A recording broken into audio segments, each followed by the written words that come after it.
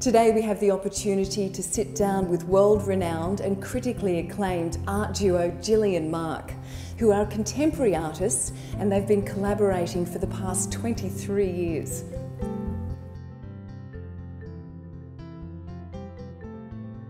I have been drawing and painting since I was, 5 years old. It's been a part of my life from a very, very young age, and the same with Marc. And when we met in Hong Kong, we were both engaged at the time to different people. When we met in Hong Kong, we had an instant connection, and I think the fact that we were both artists and had exactly the same interests, and were able on the first night to talk for 12 hours non-stop, just made us realize that we were with the wrong other halves, and we've been creating art for the last 20 years together. 23. 23 years, yeah, that's right. I think if you're only good at one thing, that's what you do. And with both of us, it wasn't as though it had to be art. It was that we weren't particularly good at anything else. so art became our lives. And then, as Gillie said, we met and we just talked about art. And we talked about ideas, and we talked about creativity. Never at that time thinking of ever working together as a team or a partnership. But love was kind of instant. We came back from New York about 15 years ago. We were living there for about 5 years. And we just noticed how interesting and what a melting pot Sydney was. But we also were quite aware that there was a bit of a racist undertone in Sydney. And there was sort of minorities that were being kind of isolated. And so we sat down and we thought it'd be wonderful to actually create some characters that would perhaps unite the community. We thought, what if we created two freaks? A freak would be a dog hybrid and perhaps a rabbit hybrid. And they're pretty different to any other human being alive. But what if we could actually make them wonderful and friendly and humorous and compassionate? And what if down the track everybody said these characters are unique, and they are something to celebrate, and they are something to be part of? We were painting separately to begin with, and then over time we noticed that our styles became quite similar, and people were having trouble telling them apart. And I was going to Marc, I think you might be copying me, and Marc was saying to me, you're copying me. And then over time Yeah, I was. And we were also becoming competitive with each other because we were painting together and exhibiting in the same shows. But obviously, if Marc was to sell more than me, we were beginning to feel uncomfortable with the whole situation. And we were entering competitions separately, and that was difficult because if I got in and Marc didn't, or vice versa, that's always sort of hard to swallow. So we decided in 2005 to paint John Conrad's, the Olympian swimmer, for the Archibald, and we decided to do it together for the first time and just see how that went. So that was when we began working next to each other on the same canvas. So I'm left-handed, Marc's right-handed. We both sit on either sides of the camera. We meet in the middle, we sometimes switch over, and that was the year we got into the Archibald. And since then, we've never looked back. We paint on every single canvas together. I come from a design background, Marc comes from an advertising background, so we're very idea-driven, and painting wasn't enough.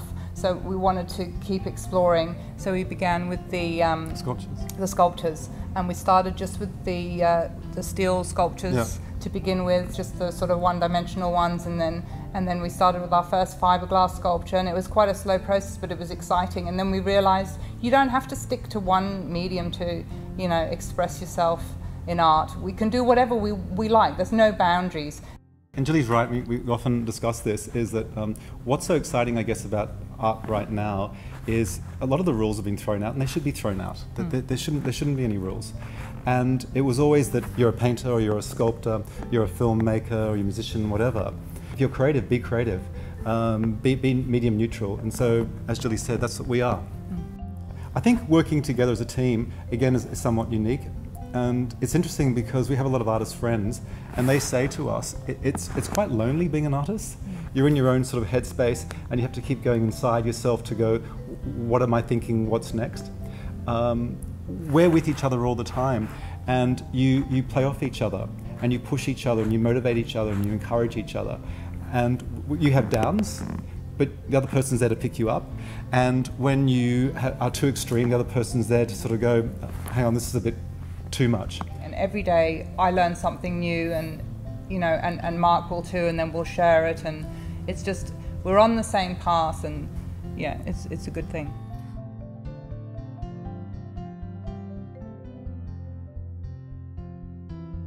We love having a message in our art. We love the fact that there are a lot of issues, and as artists, we're able to address those, and if we can change people's opinions or make them see the world differently or question what is, that's just such a wonderful bonus. We did an amazing project with the Australian Red Cross Blood Service, I think it was in 2006, where we interviewed 12 people that were waiting for an organ. So they were basically dying, and they were waiting for their organ, and it was all about creating awareness for Organ Donation Week. And we travelled all over the country to interview them and sketch them, and then we would paint them with their dream once they had received their organ. So for instance, the lady that was waiting for the lung transplant, she said her dream was to run. So we painted her holding her runners. And then there was another man that was waiting for a kidney, and he said his dream was to dance again. So we painted him dancing. That was probably the most amazing project we ever worked on. Yeah, it was. Every single day we get feedback, and we get confirmation of what we're doing, and we're able to talk to people and talk to other artists. And so social media is like transformed how we're able to interact with people, and again, just being inspired again. Next, but I think the social media part does help you, because people respond. It's not just at a show once a year, they respond every day, and they let you know what they're thinking of their art, and they give you suggestions. Yeah, so and confidence, and yeah. Well, the feedback that we get from most people, in fact, on a daily basis, is that they've seen a painting or they've seen a sculpture, and then they say to us, it just made me smile. We're doing a large project at the moment where we're making 6 life-size sculptures, and Gillie and I have always been really interested in how we as a society interact with celebrities. So we're creating some iconic celebrities and then placing a hybrid connotation to them. And we're re-looking at a life-size Michael Jackson, who we're huge fans of. Pamela Anderson from Baywatch. I mean, what an incredible image. I love Arnold Schwarzenegger. You know, I think he's just absolutely amazing. But I got into him when he was a bodybuilder and in Pumping Iron. So we recreated a classic pose from Pumping Iron, and we've put a huge stag head on him. So what we did is we chose heads that we thought represented them as people, but maybe just the more quiet parts of their character that maybe we didn't know.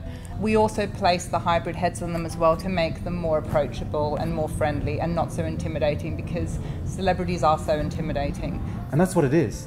There are no rules. You can do whatever you want to do. You can do sculpture, you can travel, you can paint your face, you can make films, and the possibilities are endless. Yeah, I agree.